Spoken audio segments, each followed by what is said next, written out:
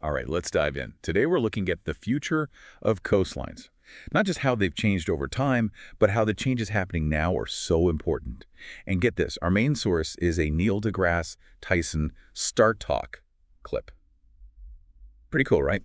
So have you ever noticed how on maps the continents kind of extend underwater? That's the continental shelf. It hints at something pretty crazy. Yeah, it shows just how much coastlines can actually change. Think about the last ice age. Ocean levels were way lower then, and that continental shelf, that was the actual coastline. Whoa, so like Florida's beaches were miles inland. That's a huge difference. How did the oceans lose that much water? Okay, so picture this. Massive glaciers formed over, like, thousands of years. All that water that would have been in the ocean locked up in ice. Then, as the ice age ended and things warmed up, the glaciers melted and sea levels rose, which stabilized the coastlines, at least for a while. The interesting thing is that this stable period, roughly the last 10,000 years, that's when human civilization really took off. And it makes sense that most big cities are on coastlines, right? Trade, transportation, resources, all that. Exactly. It's like we build everything assuming coastlines wouldn't change. But in geologic time, that stable period is just a blip. And now, things are changing again. Right. So we've gone from glaciers to humans messing things up. How are we impacting those coastlines now? Climate change is the big one. We're pumping greenhouse gases into the atmosphere, warming the planet, which melts glaciers in Greenland and Antarctica. And they're melting fast. Oh, all that melted ice goes where? Back into the oceans, making sea levels rise. Imagine this, all the ice on Greenland and Antarctica melts. Sea level rises enough to submerge cities all over the world. Wow, that's reshaping coastlines on a global scale. I bet some places are going to be hit harder than others, though. Like Florida, it's only 6 feet above sea level on average, right? Yeah, Florida's a prime example of a place at risk. You could already see it in satellite images. Increased flooding, erosion, salt water getting into fresh water. Coastlines aren't static, they're constantly changing. It's kind of scary how fast things are changing now. And it's because of us. Natural changes happen over thousands of years, but this is happening in decades. Yeah, the speed of human-caused change is alarming. We're seeing in decades what would normally take thousands of years. So the question is, how will coastal communities adapt? Yeah, it's not just about beaches disappearing. We're talking about people being displaced, economies being wrecked, maybe even political instability. It's all connected. If coastlines change drastically, everything's disrupted. Trade routes, infrastructure, food, culture, you name it, it could reshape geopolitics completely. This is way bigger than losing a few vacation spots then.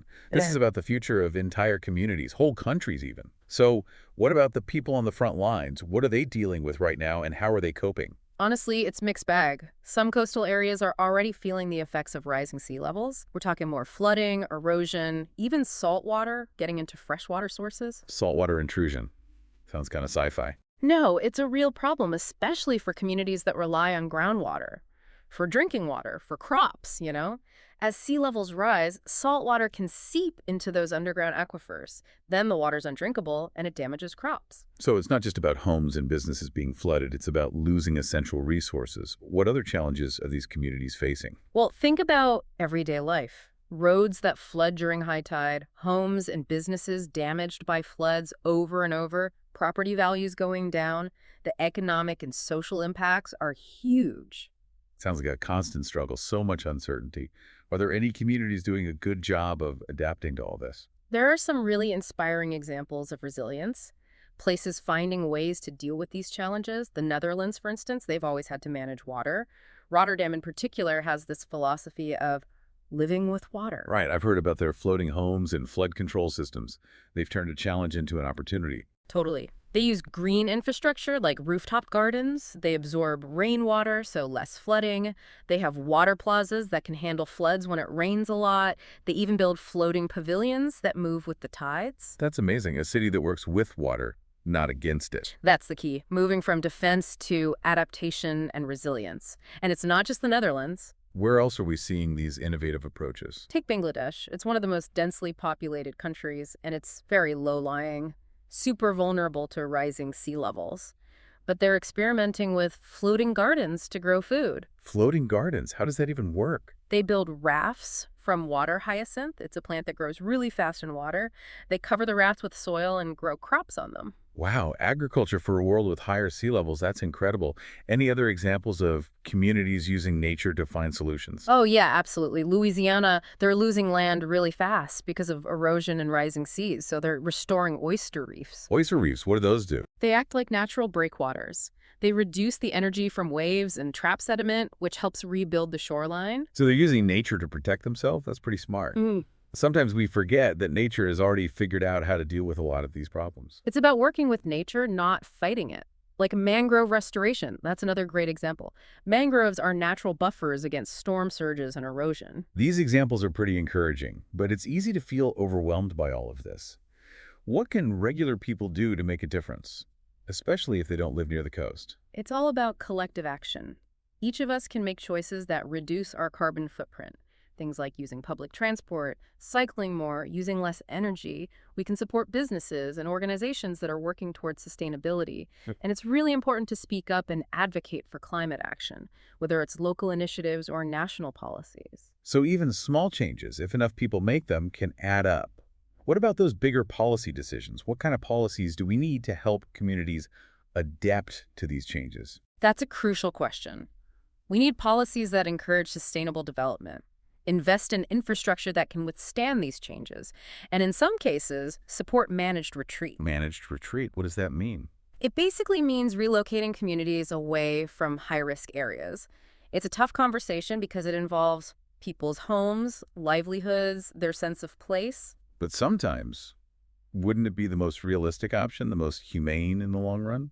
Exactly. We have to accept that we can't always fight against nature. Sometimes adapting and relocating is the best way to go, but it needs to be done fairly and support the communities involved. It's a tough balance, trying to protect what we have, but also being ready to adapt to change.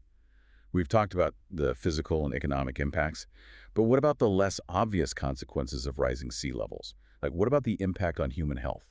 That's a really important aspect and often overlooked. Rising sea levels can lead to more waterborne illnesses, more respiratory problems from mold in homes that have been flooded, and mental health issues from the trauma of displacement and loss. It's a reminder that climate change isn't just an environmental problem. It's a public health crisis waiting to happen. And as we've been discussing, the impacts aren't going to be felt equally by everyone.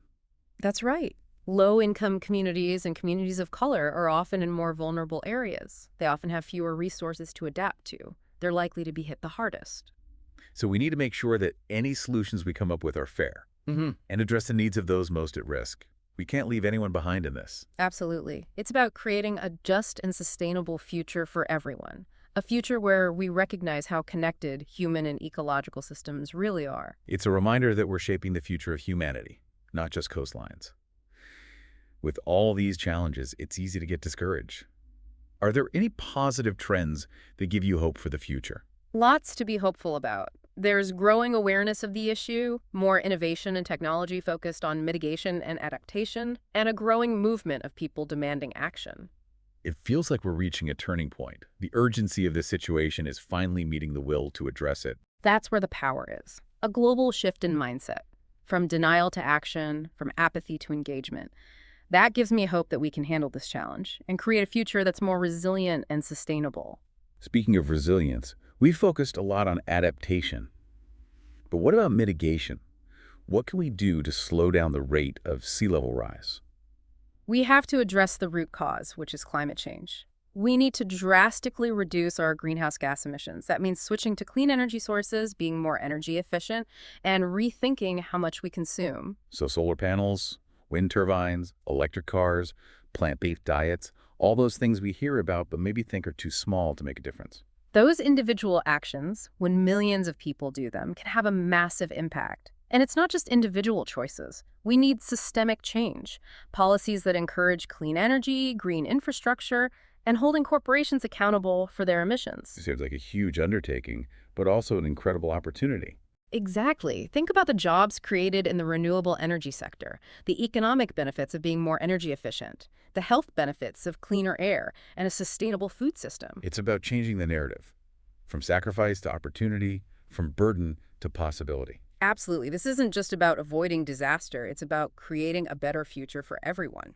So as we wrap up this deep dive into the future of coastlines, what's the one thing you want our listeners to remember? What's the most important message you want to leave them with? I think it's this. Coastlines are dynamic, always changing. We need to start thinking of them that way. Forget about fixed boundaries. Embrace a more fluid and adaptive approach. It's a powerful message.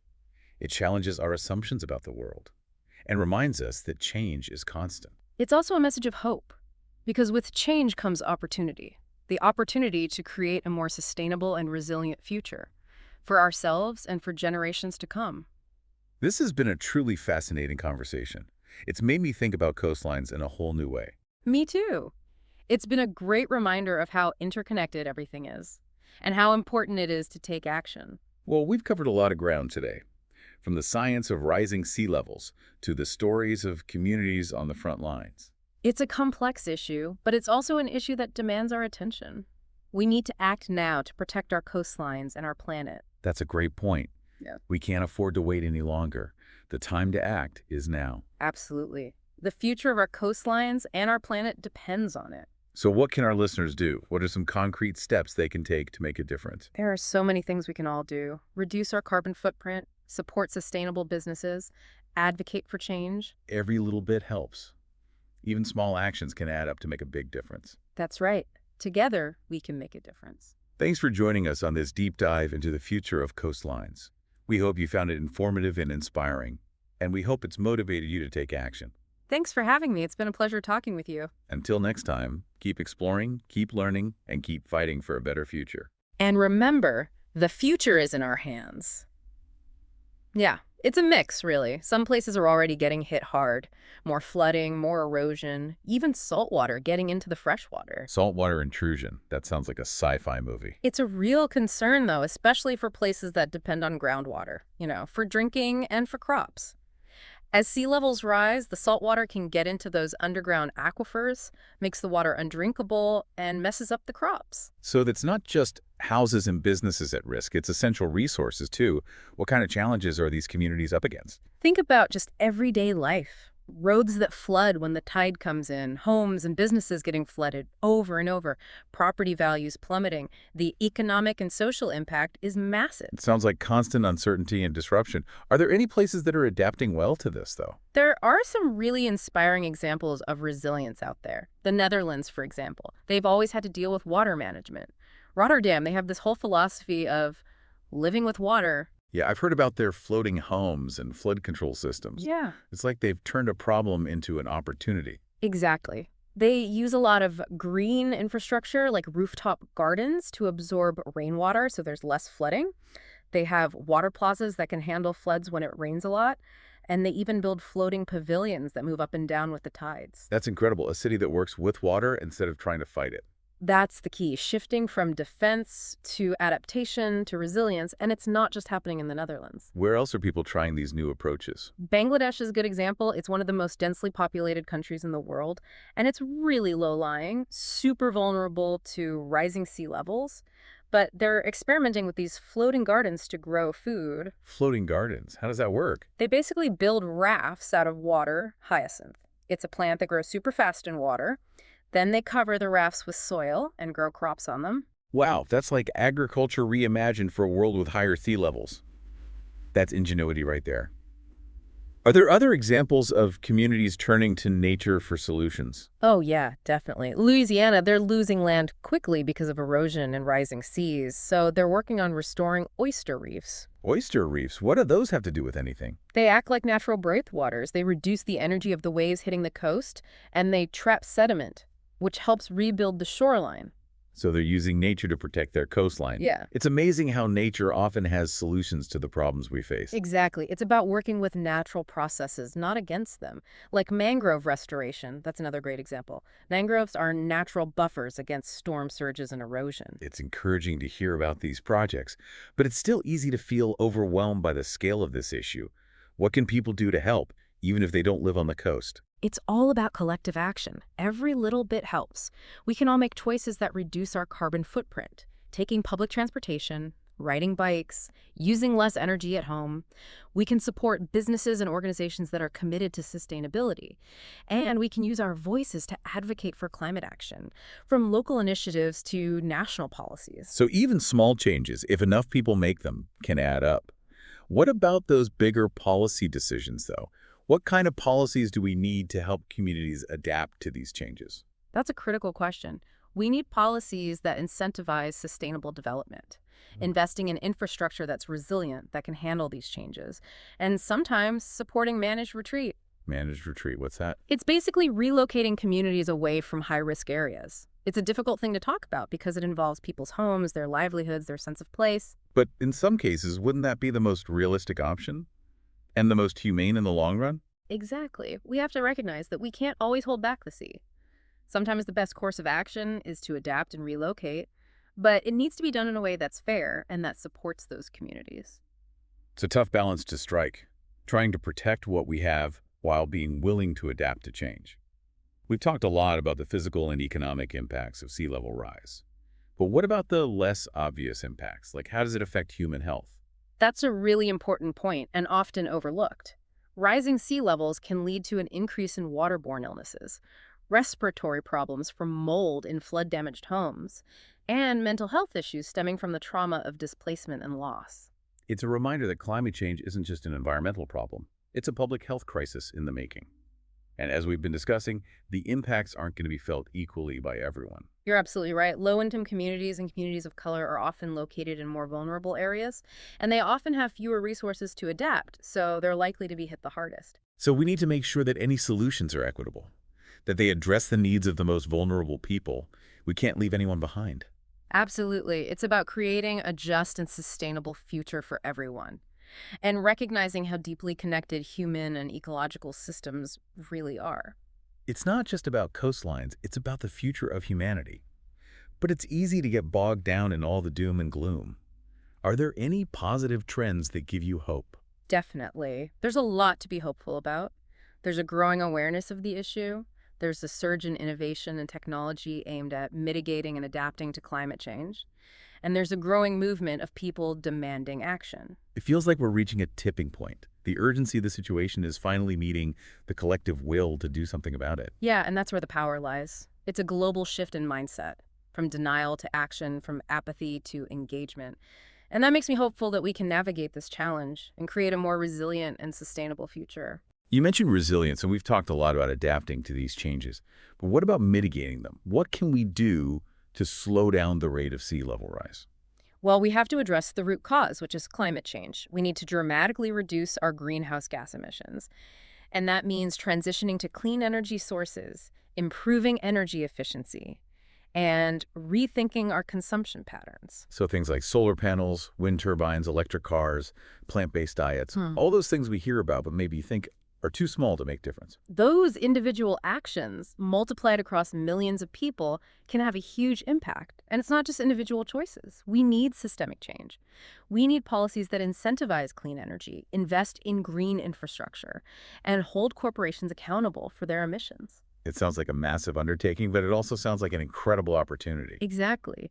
Think about the potential for job creation in the renewable energy sector, the economic benefits of being more energy efficient, the health benefits of cleaner air, and a more sustainable food system. It's about shifting the narrative from sacrifice to opportunity, from burden to possibility. Absolutely.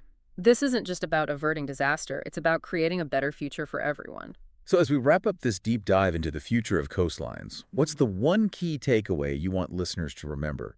What's the most important message you want to leave them with? I think it's this. Coastlines are dynamic, ever-changing systems, and we need to start thinking about them that way.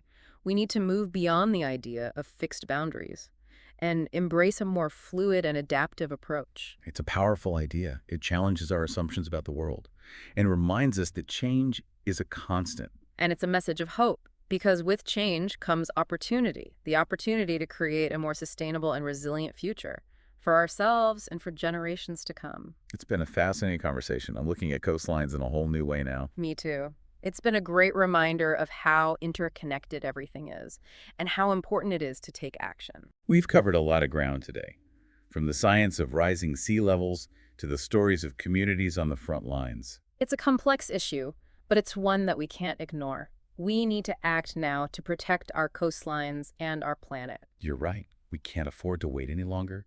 The time to act is now. Absolutely. The future of our coastlines and our planet depends on it. So what can our listeners do? What are some concrete steps they can take to make a difference? There are so many things we can all do. Reduce our carbon footprint, support sustainable businesses, advocate for change. Every little bit helps. Even small actions can add up to make a big difference. That's right. Together, we can make a difference. Thanks for joining us on this deep dive into the future of coastlines. We hope you found it informative and inspiring, and we hope it's motivated you to take action. Thanks for having me. It's been a pleasure talking with you. Until next time, keep exploring, keep learning, and keep fighting for a better future. And remember, the future is in our hands. You know, it makes you think about time differently. We think in human timescales, Yeah. but when we talk about geology and climate change, it's a whole other thing. It really is. What we're seeing now is the result of processes that have been happening for thousands of years. And the impact will continue for a long time, even after we're gone. Makes you feel pretty small, right? Like we're not just living in the present. We're shaping the future, too, for better or worse. It's a big responsibility. We're part of something much bigger than ourselves, connected to the past, present, and future, not just of humanity, but of the planet as a whole. It's easy to get caught up in everyday life and forget that. But we've been focusing on the challenges. What about opportunities? Are there any opportunities that come from this shift in how we view coastlines? That's a great question. I think it forces us to be more innovative, more creative, especially in how we design and build our cities and communities. There's a lot of interest in floating architecture now, for example. Imagine entire neighborhoods designed to adapt to rising sea levels, moving up and down with the tides. Sounds futuristic, but also kind of cool, like we're rethinking what it means to live near water. Exactly. It's not just about buildings, though. It's about rethinking our whole relationship with nature. We've spent centuries trying to control nature. But what if we collaborated with it instead? Like those oyster reefs and mangrove restoration projects, working with nature to protect and restore coastlines. Exactly. Nature has already figured out solutions to so many problems. We just need to pay attention and learn. So as we wrap up this deep dive, what's the one big takeaway you want listeners to think about? Well, I think it's this. The coastlines of the future will be different. Different from what we're used to. But that doesn't have to be a bad thing. Change is going to happen. And with change comes the chance to innovate, to adapt, to reconnect with our planet. It's a good reminder that we have the power to shape the future. It's not set in stone, it's a choice we make every day. And all those choices, made by millions of people, Yeah. that's what will determine what our coastlines will look like. This has been a really thought-provoking deep dive. We've gone from the science of rising sea levels to the stories of resilience and adaptation. It's definitely a complex issue, but it's also full of opportunities. Opportunities for innovation, for a deeper connection with our planet. I totally agree. It's conversations like this that can raise awareness and inspire action, and ultimately help create a future that's more sustainable and resilient. Thanks for joining us on this deep dive into the future of coastlines. We hope you learned something new and maybe even feel a little bit inspired. And hopefully it's made you think about what you can do to make a difference. Thanks for having me. It's been great. Until next time, keep exploring, keep questioning, and keep imagining the world we want to create.